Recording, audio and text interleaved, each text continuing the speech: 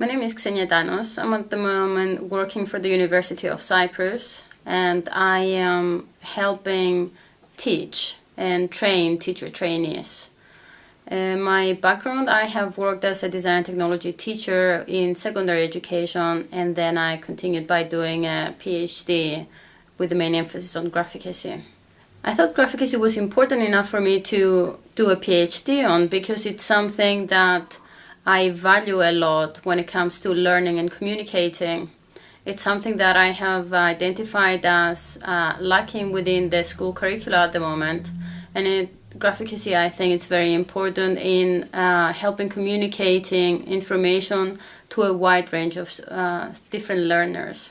We can see people from all walks of life using Graphicacy to communicate. So you might have a drawing from a doctor explaining how things work.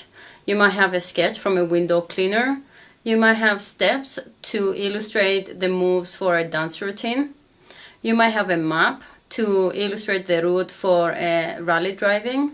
So you can see that Graphicacy is not only used in art and design education, it's a tool that is used very widely. The book is structured in three main parts. The first part, we have an introduction by Ken Baines, a professor from the Royal College of Art, where he's putting the literature review, which is the main body of the book, in context by referring to how widely Graphicacy is used, its importance, and its development over the years.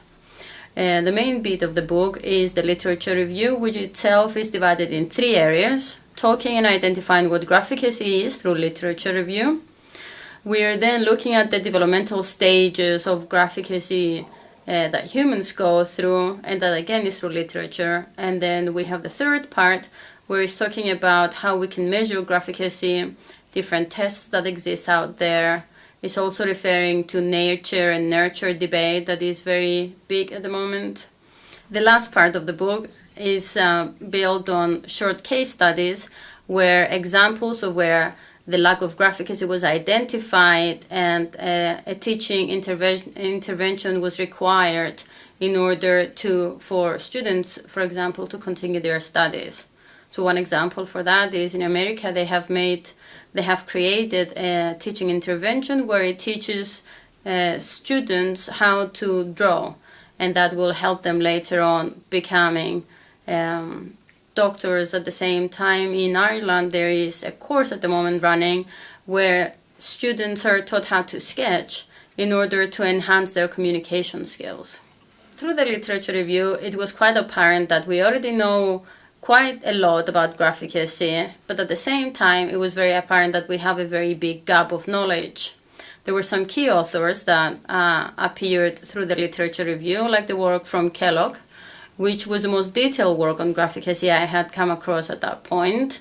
And it was based on the developmental abilities in regards to Graphicacy for the early years. So that shows the potential of where we can reach. Some of the important things that came out of the literature was the apparent cross-curricular links on Graphicacy use that emerged by reading different parts of literature. It was obvious that Graphicacy is important for geography, for mathematics, for graph reading, when it comes to science, to represent a notion, and of course design and art.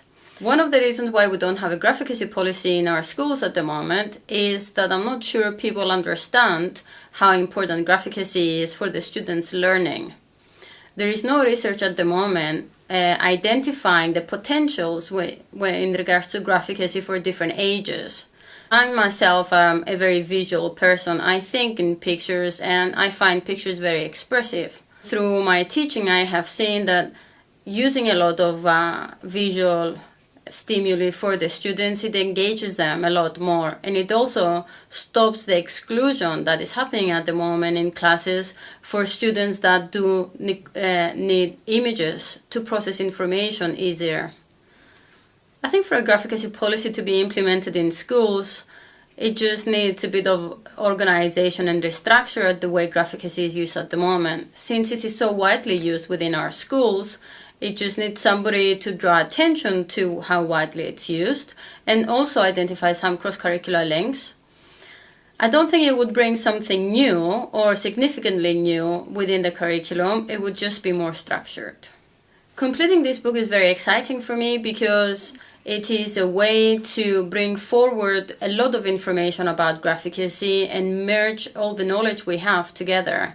This makes the body of knowledge a lot more robust, and it's giving us the opportunity to identify what's there and the areas that need more attention.